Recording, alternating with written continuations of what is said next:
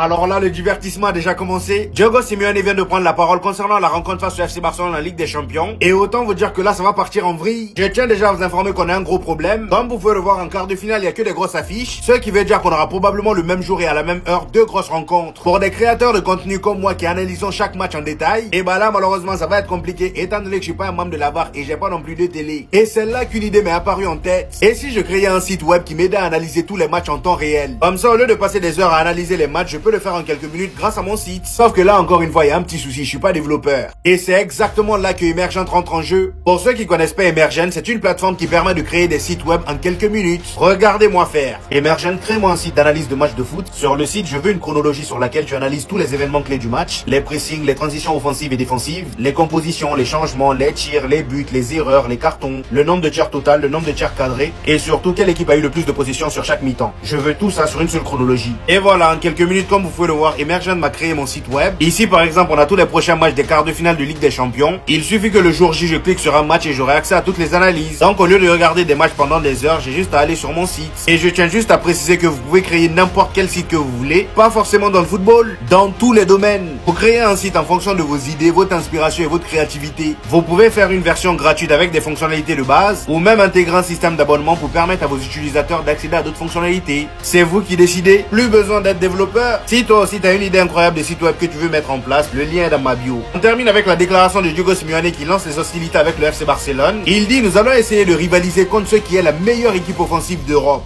Jouer contre de meilleures équipes nous rend meilleurs et le Barça est meilleur. Ça, je pense qu'on l'avait compris. Franchement, Diego Simeone, sois pas trop gentil. J'espère que tu feras le même match qu'au match aller de Copa del Rey. Non mais là, dites-moi que c'est une blague. Le Bayern Munich vient de déclarer la guerre au Real Madrid. À la fin de leur match hier face à l'Atalanta, ils sont tous regroupés devant leurs supporters pour chanter. Ils ont d'abord chanté quelque chose de normal et juste après, ils ont commencé à insulter le Real Madrid. Voici les paroles. Madrid en sur Madrid. Et bah c'est ce qu'on va voir. Et pendant ce temps, nous de l'autre côté, on a une mauvaise nouvelle. Malheureusement, on a appris ce matin que Thibaut Courtois est forfait pour les 6 prochaines semaines. Il va donc rater les quarts de finale aller-retour face au Bayern Munich. Même si on sait tous que Lunin c'est quelqu'un, c'est très mal parti pour nous. Parce qu'à ce niveau de la compétition, avoir un Thibaut Courtois est primordial, surtout avec le niveau qu'il a montré jusqu'à là. Heureusement pour nous qu'on a un remplaçant de luxe. La Ligue des Champions qu'on avait gagné avec José Lu, c'était aussi grâce à lui. Il avait sorti les phases finales de malade mental. Et là, c'est juste l'histoire qui se répète. Je tenais également à vous informer que l'attaquant de Bodo Glimt a été sélectionné pour la première fois avec la Norvège. Le gars en Ligue des Champions cette saison, il a claqué 5 buts et 3 passes décisives. Là, clairement, la Norvège en termes d'attaquants, ils peuvent pas se plaindre. Erling Haaland sort l'autre et puis lui, ça va barder. On termine avec la liste des convoqués de l'équipe de France. Au poste de gardien, les amis, sont convoqués Lucas Chevalier,